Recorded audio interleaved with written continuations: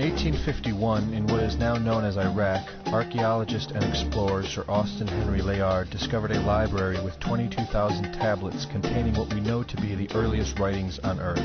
The writings date back to over 6,000 years ago when the region was known as Mesopotamia, Sumer, and Babylon. Amongst these vast writings is a story which mirrors the book of Genesis in the Bible. It tells a story of a great flood which reshaped the face of the planet Earth and all of her inhabitants. It tells a story of a tower built and the creation of the spoken word. One of these scrolls includes a star map of what appears to be a sun and its planets. The writings include detailed descriptions and maps of our solar system matching what we know today and beyond. It includes a 10th planet in an orbit between Mars and Jupiter. It is written that the 10th planet Nibiru was thrust into our solar system and collided with the planet Tiamat. The remaining bulk of Tiamat over time became Eridu, the Earth as we know it, and the rest of her became the asteroid belt.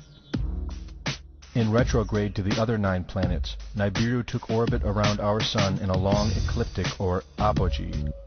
Lasting 3,600 years, it passes between Mars and Jupiter. In recent years, based on the patterns of our known solar system, astronomers have been looking for a planet with this same orbit. In search of this planet, they discovered the planet Pluto. The search continues. According to the ancient texts, this detailed information was given to them by the Anunnaki, or those who from heaven to earth came. They described the Anunnaki as a reptilian race of gods which came to the earth in fiery ships from their home planet of Nibiru, the 10th planet. It is written that these Anunnaki came to the earth to mine gold and other elements to serve in protecting the atmosphere of their distant home planet. After a workers' revolt, the Anunnaki rulers began to genetically alter Cro-Magnon man to create a slave race, resulting in the human race. It was said that we were created by the gods in clay vessels. It is written that man was forbidden to depict the Anunnaki in their actual form. Just prior to the Great Flood, the bulk of the Anunnaki would return home, leaving numbers of them behind to watch over the earth. Anu was king. Assigned to Anu to heed his instructions. 300 in the heavens he stationed as a god. The ways of earth to define from the heaven. And on earth 600 he made reside. After he all their instructions had ordered, to the Anunnaki of heaven and of earth, he allotted their assignments. This story of reptilian gods from the heavens creating man is not at all uncommon. It in fact can be found in most every region of our planet. In Japan, emperors claim descent from dragon gods who came from the sky. Australian Aborigines teach of a reptilian race which lives underneath the earth and governs over men. They believe they are descendants of a race of dragon humans. China teaches the serpent queen Nukua interbred with man. India calls these reptilian gods Nagas and claim they seeded their royal families. Throughout the Middle East it is believed a serpent race created man. The book of Genesis tells of giants who came from the heavens to breed with the daughters of man. They are called the Nephilim. In Africa they call them Chitauri, children of the serpent. The royal kings of Africa claim descent from serpent gods who came from the sky. In South America, the Mayans teach that their ancestors were the people of the serpent. The Aztecs were said to be created by a serpent woman.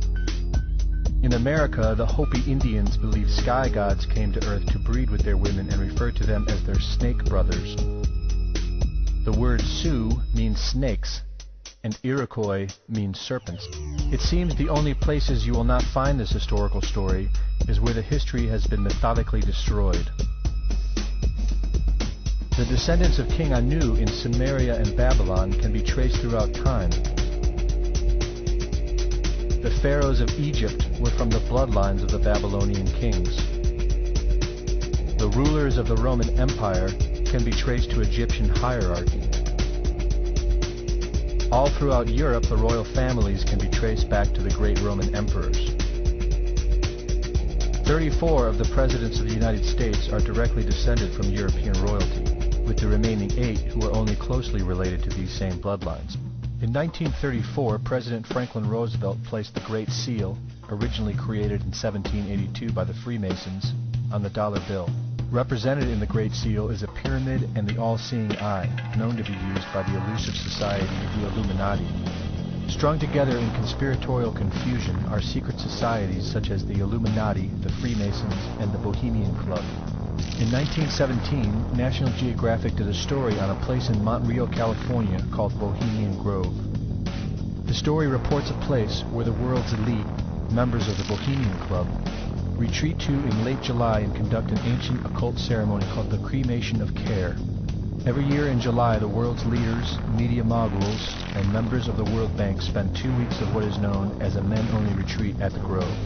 In the year 2000, BBC television show World of Wonder infiltrated Bohemian Grove with hidden cameras and aired the video on the BBC. The video shows the large mass of men donning red and black robes and once again conducting the Cremation of Care ceremony.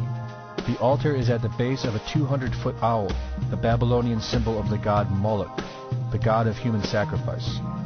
In the video, a body is delivered upriver to the altar where it is set on fire. Upon being aired, members of the Bohemian Club reported that the ceremony is a put-on, merely done for entertainment and fun. This history tells a story of our world leaders having a deep involvement in satanic tradition, worshipping our reptilian overlords, the serpent gods.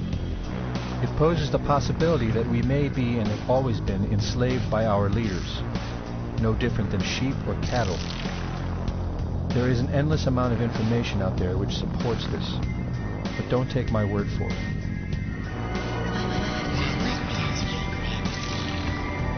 Well, son, a funny thing about regret is that it's better to regret something you have done than to regret something you haven't done. By the way, if you see your mom this weekend, be sure and tell her, Satan! Satan! Satan!